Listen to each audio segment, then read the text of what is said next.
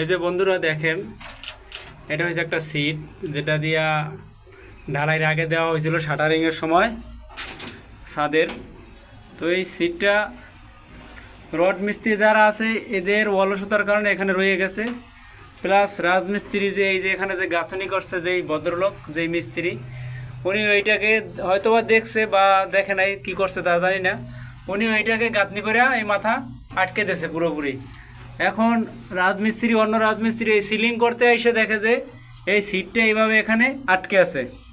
এখন কি করার, এই সিটটা যদি এখান দিয়ে কেটে দেয় তাহলে কি হবে, সিটটা নষ্ট হয়ে যাবে। এখন যারা ঊর্ধ্বতন কর্মকর্তা আছে এদের সাথে আলাপ করার পর এরা বলতেছে যে প্রয়োজনে ইট খুলে তারপরে এই সিটটা বের করে তারপরে এই সিলিংটা যেন প্লাস্টার করা হয়, তারা তাই বলছে।